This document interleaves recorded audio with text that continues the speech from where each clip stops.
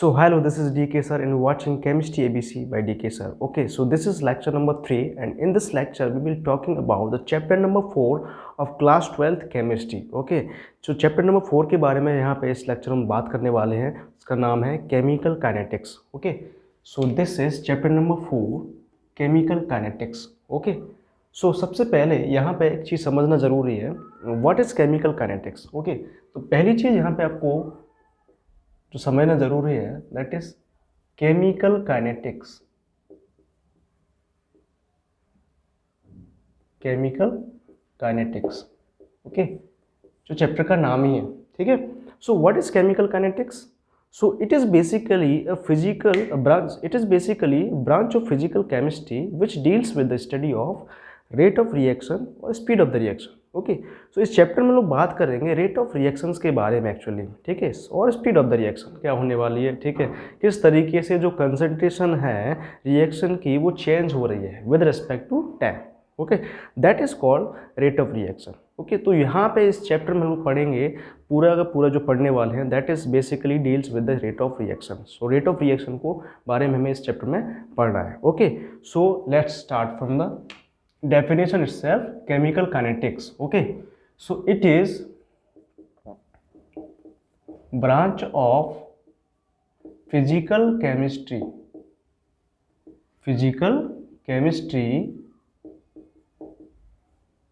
which deals with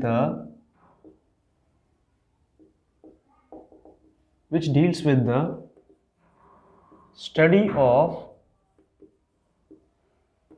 rate of reaction or speed of the reaction.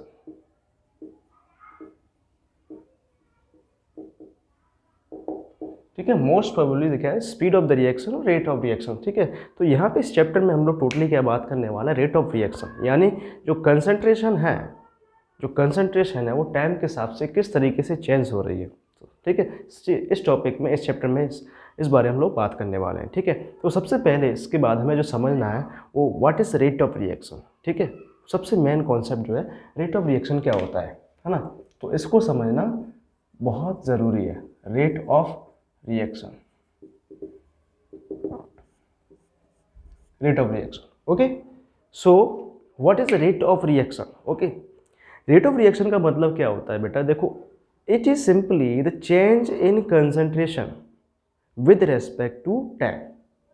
ठीक है, concentration का change होना with respect to time, time के हिसाब से कंसंट्रेशन का चेंज होना, वेदर इट इज़ रिएक्टेंट, चाहे वो रिएक्टेंट की कंसंट्रेशन हो या प्रोडक्ट की कंसंट्रेशन हो, with respect to time, time के हिसाब से कंसंट्रेशन का चेंज होना, that is called rate of reaction.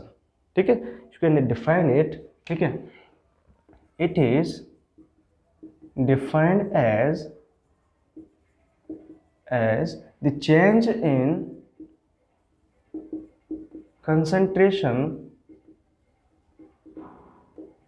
of reactants or product with respect to time और per unit time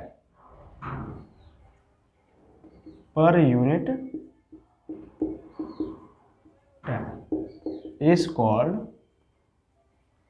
rate of reaction.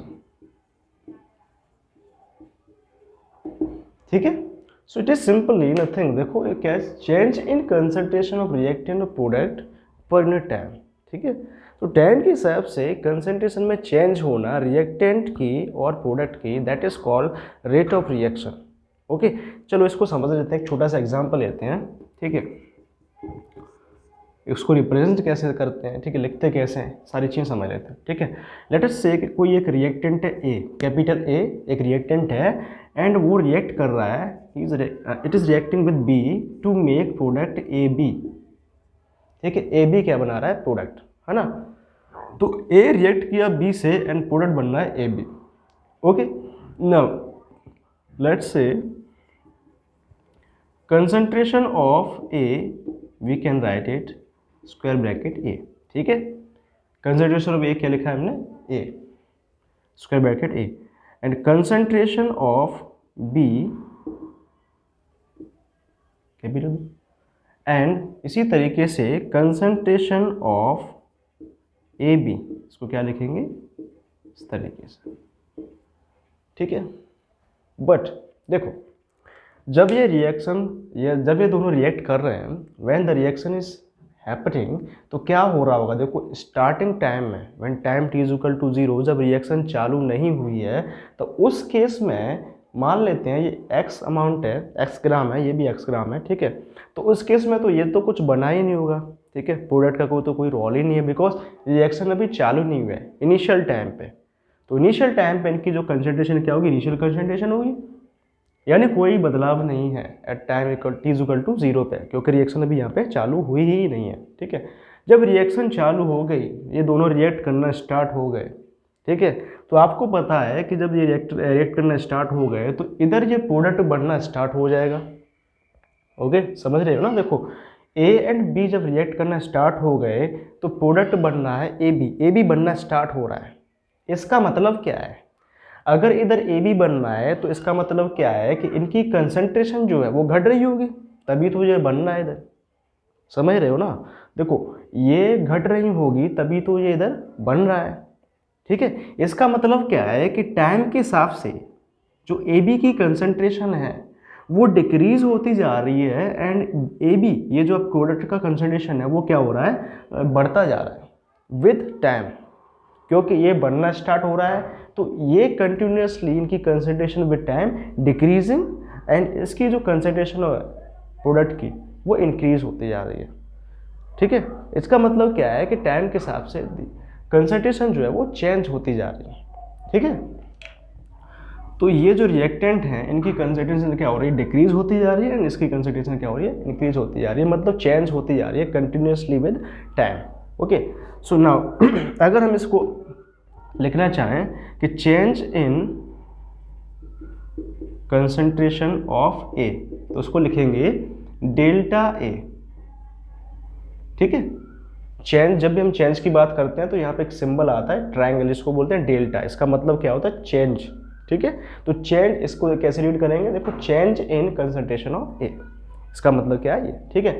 And change in concentration of B, तो उसको क्या लिखेंगे, डेल्टा बी। इसका मतलब क्या है, डेल्टा बी का मतलब क्या है कि चेंज, डेल्टा का मतलब होता है change in concentration of B, and change in concentration of A B, इसको लिखेंगे हम लोग डेल्टा ए बी। इसका मतलब क्या है, change in concentration of A B. Okay, इस तरीके से, ठीक है। इसके बाद अभी तो यहाँ पे बात हो रही है कि चेंज हो रही है, but with respect to time, ठीक है। अगर यहाँ पे अगला फैक्टर जो है अगर टाइम के हिसाब से चेंज हो रहा है, then you can say it is rate of reaction, ठीक है। तो टाइम के हिसाब से चेंज होना कंसंट्रेशन या तो रिएक्टेंट की या प्रोडक्ट की, that is called rate of reaction. Okay, so यहाँ पे वी कैन राइट हियर, देखो तो rate of reaction of A, तो उसको लिखेंगे इस तरीके से कि delta A divided by delta T, ठीक है, rate of reaction of A. तो इस तरीके से हम लिख सकते हैं, बिकॉज देखो क्या है, change in concentration of reactant product per unit time. Okay, time से डिवाइड कर दिया, ठीक है। अगर हम लिखना चाह रहे हैं कि rate of reaction of A, तो उसको कैसे लिखेंगे, delta A by delta T. इसका मतलब क्या है कि change in concentration of A with respect to time, time के हिसाब से ए का चेंज होना, that is rate of reaction for A. In case अगर हम बी का लिखना चाहें,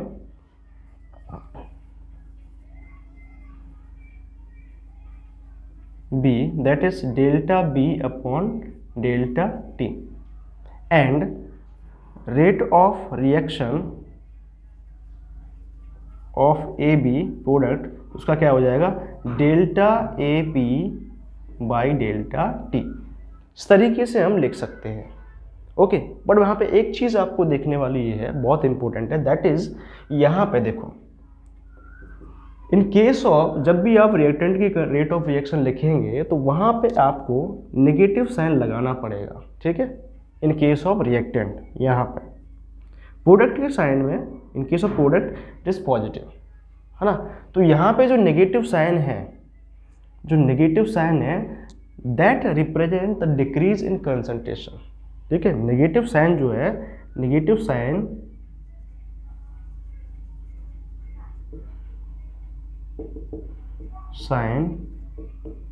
so that concentration decreases with time, ठीक है। इसका मतलब क्या है कि टाइम के हिसाब से जो कंसंट्रेशन है वो डिक्रीज हो रही है। नेगेटिव साइन ये शो कर रहा है कि साइन के टाइम के हिसाब से जो कंसंट्रेशन है रिएक्टेंट की वो क्या होती है, डिक्रीज होती जाती है। ओके, तो सिंपल है, देखो आपको पता ही है यहाँ पे रिएक्टेंट जो है वो घटेंगे तभी प्रोडक्ट उधर बनेगा। तो कंटिन्यूसली क्या है, इसके लिए आपको क्या करना पड़ेगा कि जब अगर आपका जो रेट ऑफ रिएक्शन लिखना है रिएक्टेंट का, तो उस केस में आपको यहाँ पे क्या करना है, नेगेटिव साइन रखना पड़ेगा। बिकॉज इसका मतलब ये है कि जो रिएक्टेंट की कंसंट्रेशन है वो टाइम के हिसाब से क्या होती है, डिक्रीज होती जाती है। And positive sign of product इसका मतलब ये शो कर रहा है कि इसका कंसंट्रेशन जो है टाइम के हिसाब से दैट इज इंक्रीज होती जाती है। Okay, so this is simply ठीक है।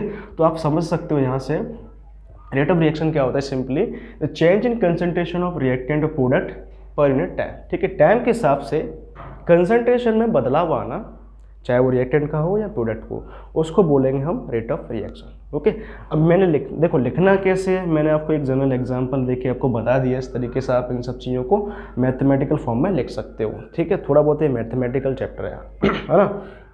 हर एक सिंबल का मैंने आपको मतलब बताया यहाँ पे कि कंसंट्रेशन का मतलब क्या होता है एंड डेल्टा का मतलब क्या होता है, एंड देन आप फाइनली इस चीज़ को आप लिख सकते हो इस तरीके से, ठीक है। ये चीज़ है ना। दूसरी बात जो इम्पोर्टेंट चीज़ है नेक्स्ट,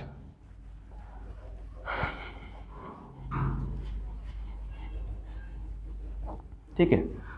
अगर हम मानते हैं यहाँ पे लेट्स से, अभी यहाँ पे देखो हमने सिंगल मोल लिए है ना, मतलब जो कॉफिशिएंट है यहाँ पे दोनों का क्या है, सभी का जितने भी वहाँ पे क्या है 1 है, ठीक है। बट यहाँ पे लेट्स से कि x मोल ऑफ A थे, ठीक है, x मोल ऑफ A थे and y mole of B थे, दोनों रिएक्ट, ठीक है। x के A मोल, ठीक, A के x मोल एंड B के y मोल दोनों रिएक्ट कर रहे हैं, तब यहाँ पे मान लेते हैं कि C के AB मोल बन रहे हैं, ठीक है, सॉरी AB के C मोल्स बन रहे हैं, ठीक है। अब यहाँ पे देखो कॉफिशिएंट 1 नहीं है, उस केस में आपको कैसे लिखना है, ठीक है। इन दैट केस आपको क्या करना होता है, देखो तो रेट ऑफ रिएक्शन,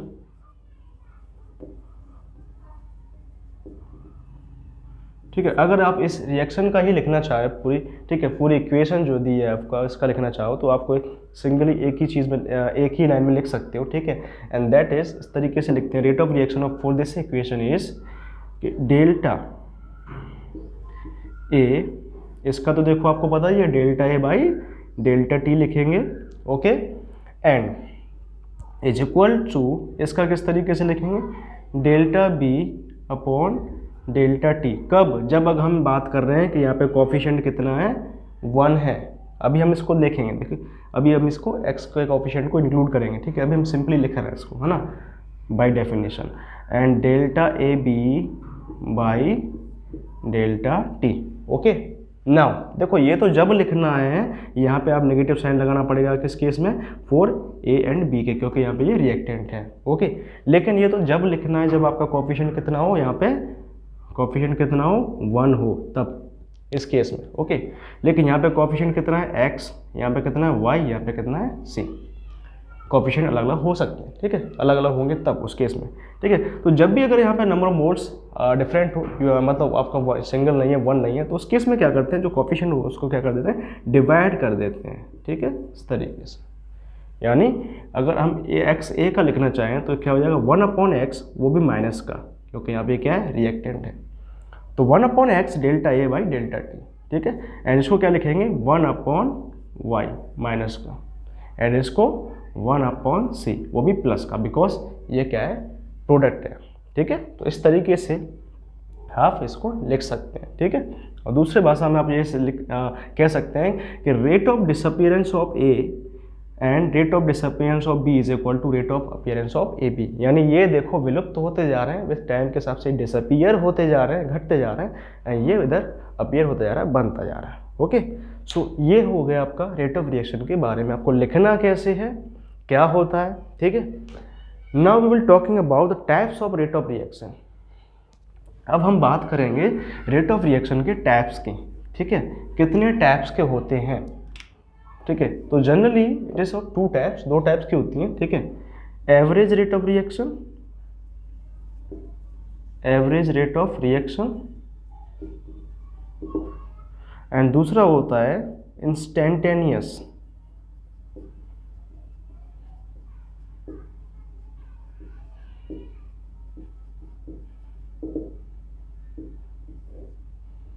ठीक है, एवरेज रेट ऑफ रिएक्शन। तो दोनों में देखो फर्क है ना, इसको कब बोलेंगे, इंस्टेंटेनियस कब बोलेंगे और एवरेज कब बोलेंगे। देखो जनरली जो रिएक्शन अगर आप एक अच्छे खासे इंटरवल में देखना चाह रहे हो, ठीक है, इंटरवल ऑफ टाइम ले रहे हो, है ना, तो जो गैप है जो आप ले रहे हो, टाइम ले रहे हो, अगर आप एक्सपेरिमेंट कर रहे हो तो ड्यूरिंग द एक इंटरवल की बात कर रहे हैं, टाइम इंटरवल की बात कर रहे हैं, तो उस केस में जो रेट ऑफ रिएक्शन होगा वो आपका एवरेज होगा, ठीक है। But if you are interested to calculate at particular instant of time, लेकिन जब आप एक पर्टिकुलर इंस्टेंट के बारे में ही बात कर रहे हो कि इस पर्टिकुलर टाइम पे जो चेंज इन कंसंट्रेशन है वो क्या है, तो उस केस में हम लोग यूज़ करते हैं इंस्टेंटेनियस। इंस्टेंट का मतलब क्या होता है, पर्टिकुलर टाइम, ओके। तो जब आप एक इंटरवल की बात कर रहे हो तो उस केस में हम लोग बोलते हैं रेट ऑफ रिएक्शन एवरेज वाला, ठीक है, एवरेज लेते हैं। एंड अगर आप एक पर्टिकुलर इंस्टेंट के बारे में ही बात कर रहे हो तो उस केस में हम लोग यूज़ करते हैं इंस्टेंटेनियस, ओके, इंस्टेंट, ठीक है। तो यहाँ पे दोनों का मतलब ये है कि देखो rate of change in concentration in पर यूनिट टाइम, ठीक है। अगर आप डेल्टा का यूज़ करोगे इस केस में, ठीक है, यानी एक इंटरवल के टाइम में कितना रेट ऑफ कितना जो कंसंट्रेशन है वो चेंज हो रहा है, ओके, तो उस केस में क्या बोलोगे आप, एवरेज रेट ऑफ रिएक्शन।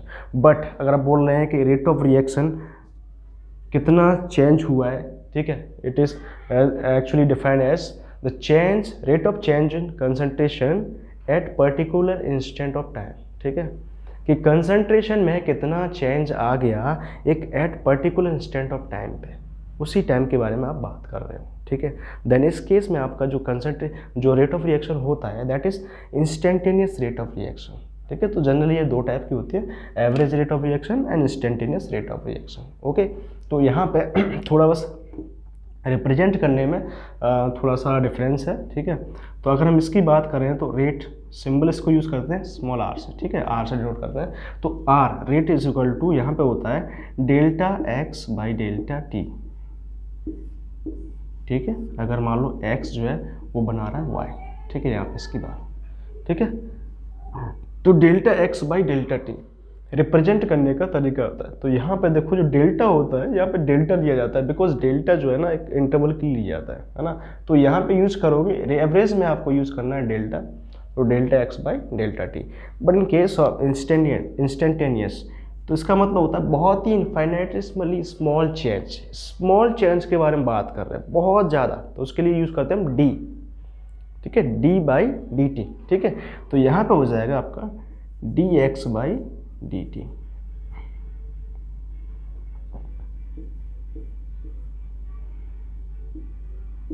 ठीक है। तो बस ये दोनों में फ़र्क है, ओके। तो एवरेज का मतलब क्या होता है और इंस्टेंटेनियस का मतलब क्या होता है। देखो इंस्टेंटेनियस में हम जो लेते हैं टाइम डिफरेंस लेते हैं वो बहुत बहुत बहुत छोटा लेते हैं। तो इतने छोटे से टाइम में इसका मतलब ये है कि एक पर्टिकुलर टाइम के बारे में ही आप बात करने वाले हो, ठीक है। एंड देन यहाँ पर एवरेज रेट ऑफ रिएक्शन का मतलब ये होता है कि आप एक इंटरवल ले रहे हो, उसमें आप चेंज देखना चाह रहे हो कि कंसंट्रेशन में कितना चेंज आया है, ओके। सो दोनों में ये फ़र्क होता है, ठीक है। दो टाइप्स की आपकी रेट ऑफ रिएक्शन होगी, ओके। ओके, सो आज के लेक्चर में इतना ही रहेगा, ठीक है। And in the next lecture में आपको हम बात करेंगे factors affecting rate of reaction के बारे में, ओके। कौन कौन से फैक्टर्स हैं जो रेट ऑफ रिएक्शन को अफेक्ट करते हैं, ओके।